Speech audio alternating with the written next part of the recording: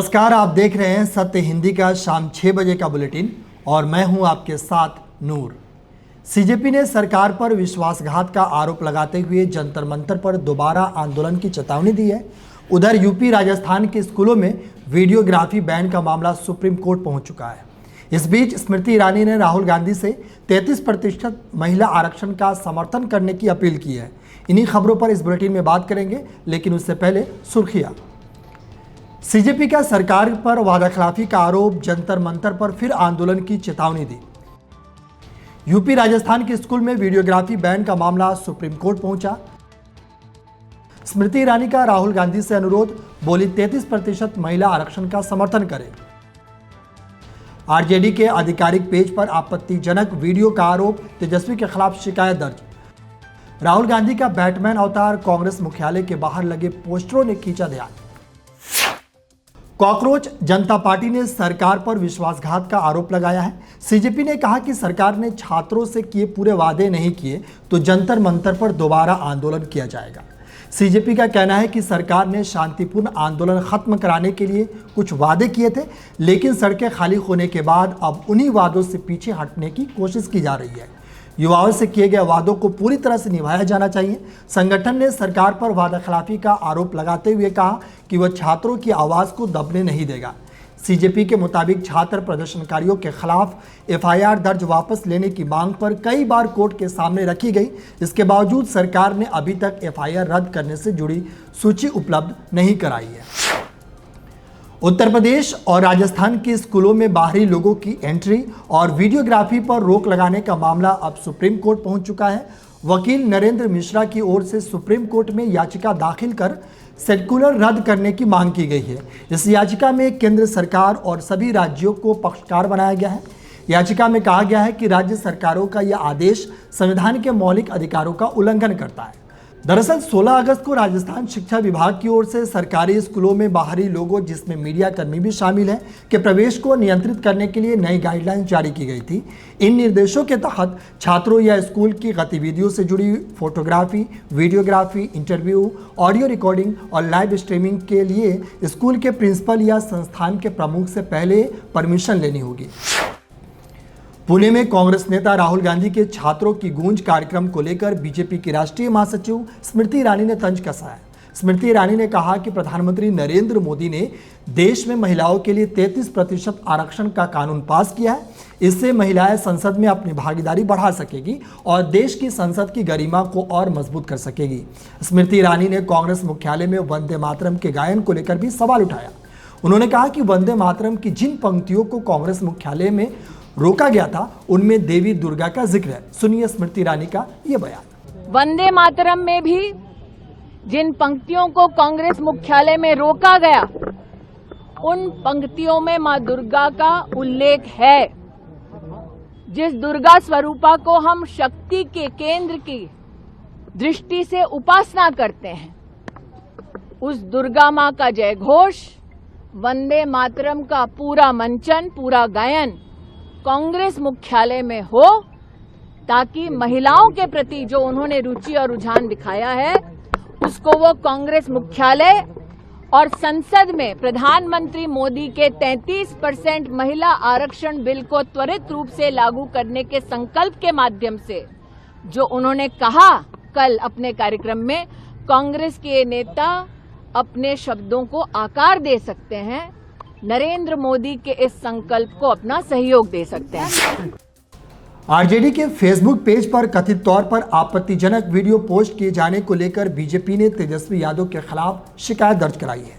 BJP का आरोप है कि आरजेडी के आधिकारिक फेसबुक पेज से एक ऐसा वीडियो शेयर किया गया जिसमें आपत्तिजनक और भड़काऊ सामग्री दिखाई गई। पार्टी ने इस मामले को गंभीर बताते हुए तेजस्वी यादव और आरजेडी के खिलाफ कार्रवाई की मांग की है। दरअसल भारतीय जनता पार्टी के प्रदेश मीडिया प्रभारी दानिश इकबाल ने पटना के कोतवाली थाने में शिकायत दर्ज कराई है। शिकायत के मुताबिक बीजेपी कार्यालय में काम के दौरान उनकी नज़र आरजेडी के आधिकारिक फेसबुक पेज पर शेयर किए गए एक वीडियो पर पड़ी। बीजेपी नेता का आरोप है कि वीडियो में भाजपा कार्यकर्ताओं के खिलाफ गाली गलौज और अभद्र भाषा का इस्तेमाल किया गया है। दिल्ली में कांग्रेस पार्टी मुख्यालय के बाहर राहुल गांधी के नए पोस्टर लगाए गए हैं। इन पोस्टरों में राहुल गांधी को रियल लाइफ बैटमैन बताया गया है। पोस्टर में राहुल गांधी की तस्वीर के साथ मशहूर काल्पनिक सुपर हीरो बैटमैन की तस्वीर भी लगाई गई है। कांग्रेस मुख्यालय के बाहर खंभों और पेड़ों पर लगाए गए इन पोस्टरों ने लोगों का ध्यान अपनी ओर खींचा है। इसके साथ ही सियासी गलियारों में भी इसकी चर्चा शुरू हो गई है। बुलेटिन में और भी खबरें हैं। चीन जाएंगे एनएसए डोभाल, भारत चीन सीमा विवाद पर होगी अहम वार्ता। छत्तीसगढ़ में पेपर लीक मामले में पुलिस की बड़ी कार्रवाई, 6 गिरफ्तार। नए श्रम कानून से मजदूरों के अधिकार होंगे कमजोर, जस्टिस नागरत्ना। राजस्थान के जर्जर स्कूल के नवनिर्माण को सरकार की मंजूरी। राष्ट्रीय सुरक्षा सलाहकार अजीत डोभाल सोमवार को चीन की राजधानी बीजिंग पहुंचेंगे, जहां वो भारत चीन सीमा मुद्दे पर विशेष प्रतिनिधि वार्ता में हिस्सा लेंगे। इस बैठक में उनके चीनी समकक्ष और चीन के विदेश मंत्री वांग यी के साथ सीमा विवाद समेत दोनों देशों के बीच संबंधों को लेकर अहम चर्चा होगी। दोनों देशों के बीच 3488 किलोमीटर लंबी वास्तविक नियंत्रण रेखा यानी एलएसी पर तनाव घटाने और सीमा से जुड़े मुद्दों पर अस्थायी समाधान तलाशने के लिए बातचीत होगी। दोनों वरिष्ठ अधिकारियों की इस बैठक पर पूरे क्षेत्र की निगाहें टिकी हुई है। दरअसल साल 2003 में सीमा विवाद को व्यापक स्तर पर सुलझाने के लिए इस विशेष प्रतिनिधि व्यवस्था शुरुआत की गई थी। छत्तीसगढ़ में कृषि विश्वविद्यालय की परीक्षा के पेपर लीक मामले में पुलिस ने बड़ी कार्रवाई की है। दुर्ग के भारतीय एग्रीकल्चर कॉलेज के प्रोफेसर योगेश सोन केसरिया समेत 6 लोगों को गिरफ्तार किया। पुलिस के मुताबिक प्रोफेसर ने इंडोस्कोपी में इस्तेमाल होने वाले कैमरे से सीलबंद प्रश्न पत्र का वीडियो बनाया। आरोप है कि पहले लिफाफे में सुई और नुकीले उपकरण से छेद किया गया। इसके बाद कैमरा अंदर डालकर पूरे पेपर का वीडियो बनाया गया। पुलिस का दावा है कि इसी वीडियो से प्रश्न पत्र की नकल तैयार की गई और उसे 11,000 रुपये में कॉलेज के 3 छात्रों को बेचा गया। इससे पहले 7 और 20 अगस्त की स्नातक परीक्षाओं के प्रश्न पत्र लीक हो चुके थे।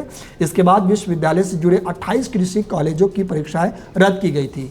तेलीबांधा पुलिस ने जांच के बाद ये गिरफ्तारियां की है। सुप्रीम कोर्ट की 9 जजों की संविधान पीठ ने इंडस्ट्री की परिभाषा को लेकर बड़ा फैसला दिया है। इस फैसले में जस्टिस बीवी नागरत्ना ने बहुमत के फैसले से असहमति जताई है। उन्होंने मजदूरों के अधिकारों को लेकर चेतावनी दी है। जस्टिस नागरत्ना ने कहा कि अगर इंडस्ट्री की परिभाषा को सीमित किया गया तो इसका सबसे ज्यादा नुकसान मजदूरों को होगा। इससे निजी कंपनियों और कॉर्पोरेटों की ताकत बढ़ जाएगी। उन्होंने 1978 के एक अहम फैसले का भी जिक्र किया। नागरत्ना ने आगे कहा कि उद्योग की व्यापक परिभाषा को बदलने से कंपनियों का दबाव मजदूरों पर बढ़ सकता है। अपने 147 पन्नों के असहमति वाले फैसले में उन्होंने कहा कि श्रम कानूनों का मकसद सिर्फ उद्योगों को सुविधा देना नहीं है, इन कानूनों का मकसद कर्मचारियों के अधिकारों की रक्षा करना भी है। जयपुर के बंगरू विधानसभा क्षेत्र के रामपुर कमरपुरा गांव के जर्जर सरकारी स्कूल की नई इमारत का काम 1 सितंबर से शुरू होगा।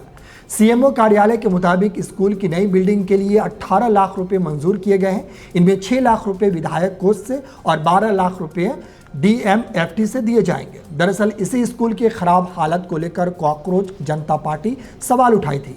स्कूल के निरीक्षण के दौरान सीजेपी कार्यकर्ताओं पर बीजेपी के कथित गुंडों ने हमला कर दिया था। मामला पुलिस थाने तक पहुंचा। दोनों पक्षों की ओर से क्रॉस एफआईआर दर्ज की गई। सीजेपी प्रवक्ता आशुतोष रांका ने स्कूल के पुनर्निर्माण के फैसले को संगठन की बड़ी जीत बताया। उन्होंने मुख्यमंत्री भजनलाल शर्मा पर निशाना साधते हुए कहा कि स्कूल का काम पहले भी शुरू किया जा सकता था, इसके लिए विवाद और हिंसा की जरूरत नहीं थी। रांका ने आगे कहा कि आरोपियों की गिरफ्तारी तक सीजेपी अपना आंदोलन जारी रखेगी। साथ ही राजस्थान के सभी सरकारी स्कूलों की स्थिति सुधारने की मांग भी जारी रहेगी। केंद्रीय मंत्री चिराग पासवान ने कहा कि किसी की मांग पर आरक्षण खत्म नहीं किया जा सकता। उन्होंने कहा कि आरक्षण कोई खैरात नहीं बल्कि संवैधानिक अधिकार है। इसका मकसद उन समुदायों को सामाजिक मुख्यधारा में लाना है जिन्होंने पीढ़ियों तक भेदभाव झेला है।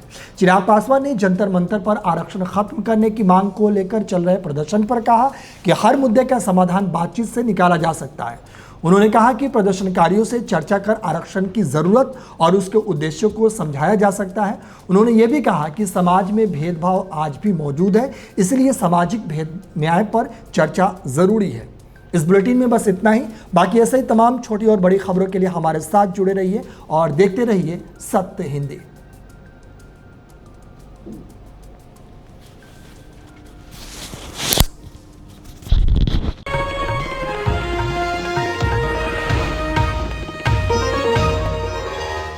Copyright disclaimer under Section 107 of the Copyright Act 1976. Allowance is made for fair use for purposes such as criticism, comment, news reporting, scholarship, and research.